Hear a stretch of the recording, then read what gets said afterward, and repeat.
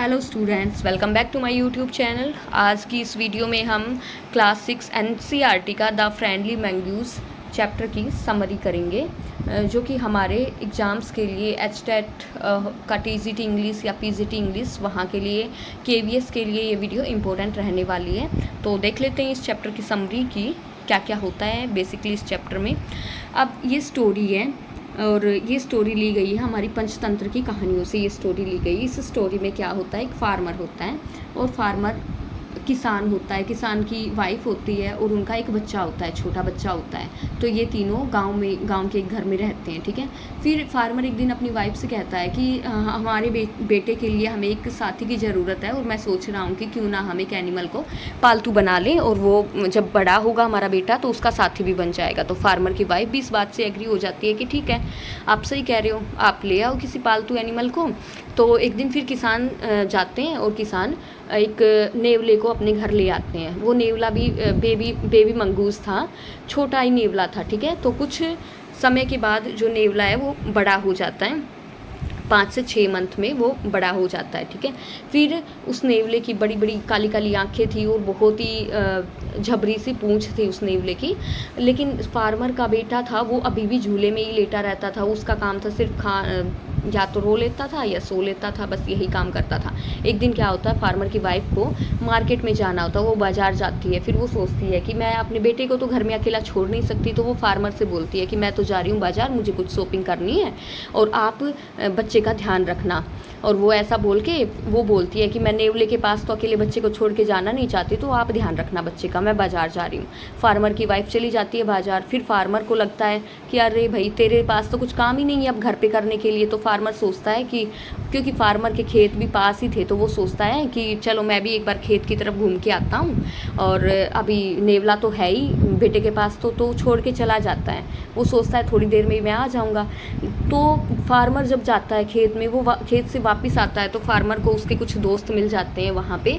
तो उस फार्मर को थोड़ा टाइम लग जाता है घर आने में, ठीक है। तो फार्मर के घर आने से पहले उसकी वाइफ घर पहुँच जाती है और जैसे ही उसकी वाइफ घर पहुँचती है तो वो देखती है कि जो नेवला था वो दरवाजे की एंट्री डोर पे ही नेवला बैठा हुआ था और नेवले का मुंह, नेवले के पंजे बिल्कुल खून से लथपथ थे। तो जैसे ही फार्मर की वाइफ देखती है तो वो एकदम से डिसीजन ले लेती है, अरे ये तो मेरे बेटे का ही खून है, मुझे लगता है कि इसने मेरे बेटे को मार दिया और ये तो उसी का खून है। अब फिर वो एकदम से चिल्लाती है और उसके पास जो हैवी टोकरी थी, जो जिसमें उसने सामान ले रखा था ग्रोसरी का, वो सारा सामान उसके पास था, वो एकदम से नेवले के ऊपर वो टोकरी गिरा देती है और बिना सोचे समझे अंदर घुस जाती है। अब जैसे ही नेवले के ऊपर टोकरी गिरती है तो नेवला तो मर जाता है, लेकिन अंदर जाके जब वो देखती है कि जो ये फार्मर का बेटा था वो तो आराम से अपने क्रेडल में आराम से अपने पालने में सोया हुआ था, गहरी नींद में था।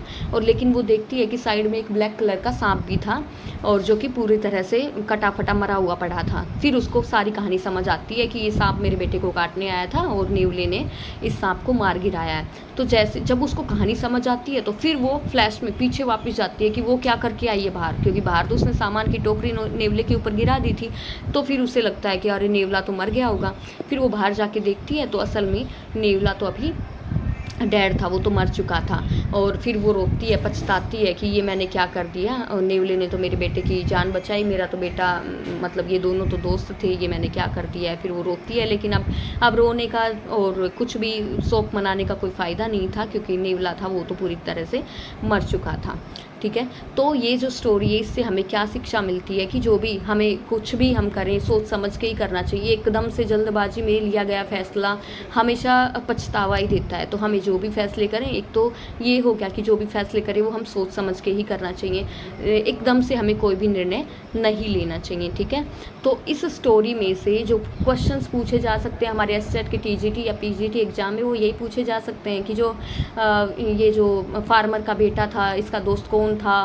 तो आंसर आएगा कि दोस्त बन गया था, नेवला बन गया था। फिर नेवले ने फार्मर के बेटे को किससे बचाया था, तो नेवले ने फार्मर के बेटे को स्नेक से बचाया था। और लास्ट में नेवले के साथ क्या हुआ था, नेवले को किसने मार दिया था, तो फार्मर की वाइफ ने नेवले को मार दिया था। तो इस टाइप के क्वेश्चंस आ सकते हैं। तो अगर हमें चैप्टर की समरी पता होगी तो हमें पूरा चैप्टर रीड करने की भी ज़रूरत नहीं होगी, समरी के बेस पे ही हम उन क्वेश्चंस को अच्छे से सोल्व कर पाएंगे। Thanks for watching.